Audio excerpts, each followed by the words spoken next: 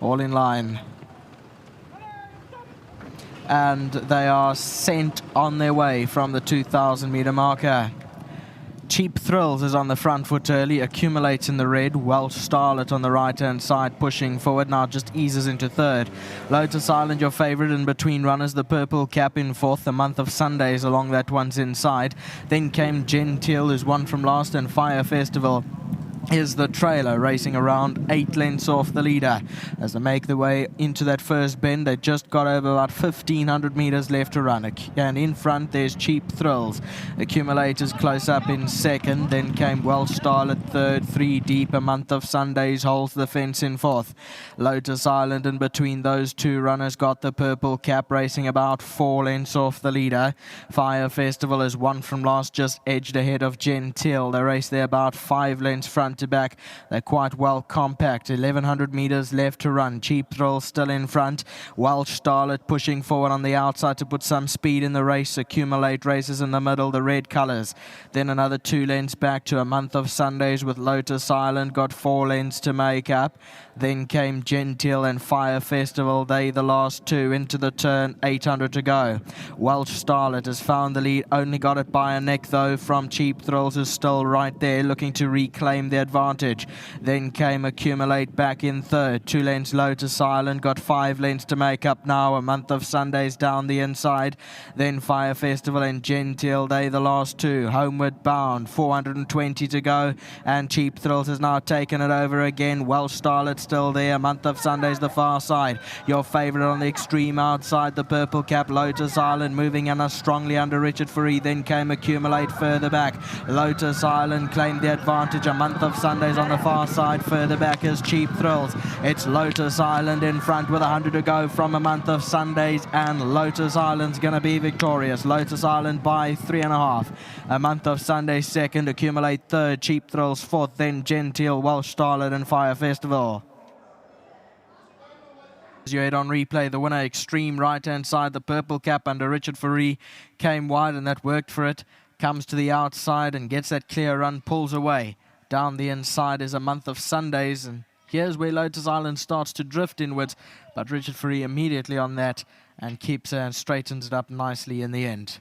4, 1, 2, 3. That's how they cross the line.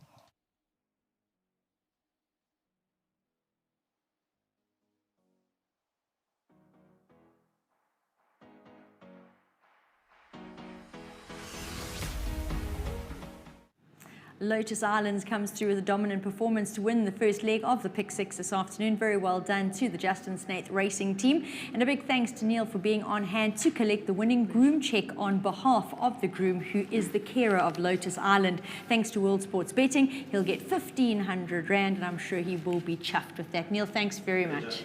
Waiting on Richard to come on in and have a chat about the win here. Lotus Island, the daughter of Ideal World, what she definitely did was catch our eye on the way to post. Actually quite a solid, stocky, strong individual. And Richard, she was easy the most fluid mover of the lot going to post. Yeah, surprising, because on the way down she was quite a little bit windy and like fly jumpy and stuff, but the canter pass was good enough. It wasn't the strongest of fields, and obviously with the Ideal World being bred into her, makes her stay quite well. And it wasn't a strong field. Obviously it was a bit tight going around the first corner, and she didn't quite want to latch onto the bit, but the top of the straight felt like the right thing to do, start moving on her, and very immature. So obviously where the pens were before and the lines on the track, and she's just looking at everything. Yeah. So I didn't have to ask for too much, but she had a good rhythm and a good momentum, and she won a good race.